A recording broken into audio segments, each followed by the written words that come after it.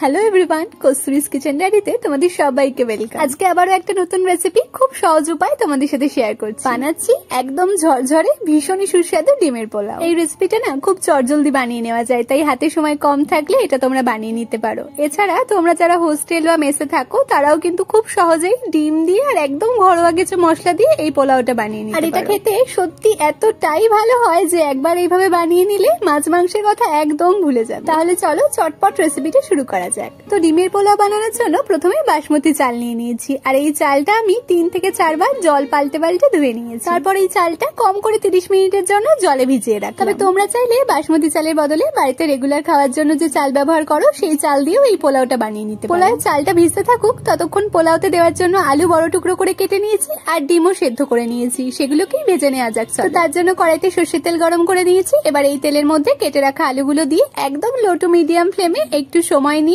আলুগুলোকে উল্টে পাল্টে ভাজতে থাকবে। আর হ্যাঁ, আলুর সাথে কিন্তু স্বাদ মতো নুন আর একটু হলুদ গুঁড়ো দিয়ে আলুগুলোকে ভাজতে হবে। তারপর আলুগুলো বেশ একটু লাল লাল করে ভাজা হয়ে গেলে আলুগুলোকে তেল থেকে তুলে নিলাম। এখন ওই আলু ভাজার বাকি তেলের মধ্যেই সেদ্ধ করে রাখা ডিমগুলোকেও দিয়ে দিলাম। সাথে স্বাদ মতো নুন আর একটু হলুদ গুঁড়ো দিয়ে ডিমগুলোকেও একদম মিডিয়াম ফ্লেমে হালকা করে ভেজে নিয়ে তেল থেকে তুলে নিলাম। এই ডিমগুলো তুলে নেওয়ার পর দেখো কড়াইতে এখনো বেশ খানিকটা সরষের তেল আছে, তাই আমি আর আলাদা করে তেল দিলাম না। এই তেলেই আমি পোলাওটা বানিয়ে নেবো। এই বাকি তেলের মধ্যেই আমি এলাচ, লবঙ্গ, দারচিনি, একটা স্টার আনিস আর একটু গোলমরিচ ফোড়নে দিলাম। এখন এগুলোকে একটু নাড়াচাড়া করে ফোড়ন থেকে খুব সুন্দর গন্ধ বেরোতে শুরু করলেই এর মধ্যে দুটো মাঝারি সাইজের পেঁয়াজ কুচি আর দুটো টমেটো কুচি দিয়ে দিলাম। এখন গ্যাসের ফ্লেমটা হাইতে রেখে এই পেঁয়াজ টমেটো গুলো একটু ভালো করে ভেজে নেবো। আর যখন দেখবে পেঁয়াজ টমেটো সহজেই গলে যাচ্ছে, তখন গ্যাসের ফ্লেমটাকে মিডিয়ামে দিয়ে এর মধ্যে 1 চামচ আদা রসুন বাটা, 1 চামচ করে হলুদ গুঁড়ো, ঝালের জন্য পরিমাণ মতন লঙ্কা গুঁড়ো, রঙের জন্য দিচ্ছি 1 চামচ কাশ্মীরি লঙ্কা গুঁড়ো, দিচ্ছি 1 চামচ করে জিরে গুঁড়ো, ধনে গুঁড়ো, সাথে স্বাদ মতো নুন আর টেস্টটা ব্যালেন্স করার জন্য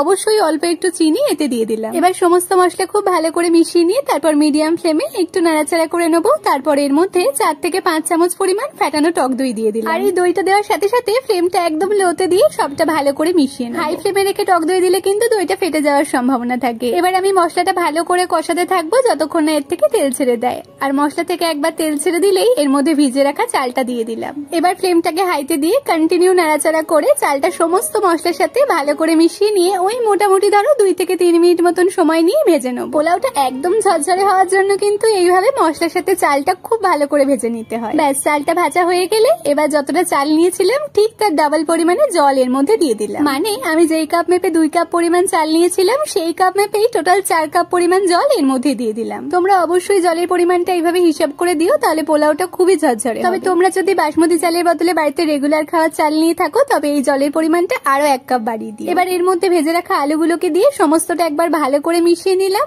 এখন গ্যাসের ফ্লেমটাকে হাইতে দিয়ে প্রথমে 3 থেকে 4 মিনিট মতন ফুটিয়ে নেবো। আর এই সময় কড়াই ঢাকা দেওয়ার কোনো প্রয়োজন নেই। 3 থেকে 4 মিনিট ফুটিয়ে নেওয়ার পর যখন দেখবে জলের পরিমাণটা বেশ কমে গেছে, এই পর্যায়ে ফ্লেমটা একদম লোতে দিয়ে এবার কড়াইতে ঢাকা দিয়ে মোটামুটি আরো 7 থেকে 8 মিনিট মতন সময় নিয়ে রান্না করে নেবো। 7 থেকে 8 মিনিট পর ঢাকা খুললেই দেখতে পাবে এর মধ্যে এখনো একটু জল জল ভাব আছে। ঠিক এই পর্যায়ে এর মধ্যে ভেজে রাখা ডিমগুলো দিয়ে দিলাম আর সাথে একটু চেরা কাঁচা লঙ্কা, 1 চামচ গরম মশলা আর একটু ঘি ছড়িয়ে দিলাম। এবার সবটা একবার ভালো করে মিশিয়ে নিয়ে তারপর গ্যাসের ফ্লেমটাকে বন্ধ করে কড়াই ঢাকা দিয়ে এটাকে আরো 10 মিনিট মতন স্ট্যান্ডিং এ রেখে দেবো। আর এই স্ট্যান্ডিং এ রেখে দেওয়ার জন্য পোলাওতে যে জল জল ভাবটা এখনো আছে সেটাও কমে গিয়ে পোলাওটা একদম পারফেক্টলি ঝরঝরে হয়ে যাবে। ব্যাস, তাহলেই দেখো কত সহজেই তৈরি হয়ে গেল আমাদের ভীষণই সুস্বাদু ডিমের পোলাও। এবার আমি এটাকে একটা প্লেটে সার্ভ করে নিচ্ছি।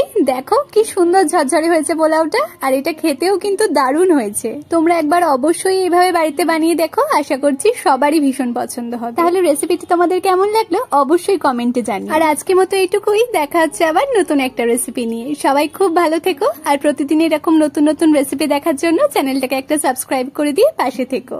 টাটা।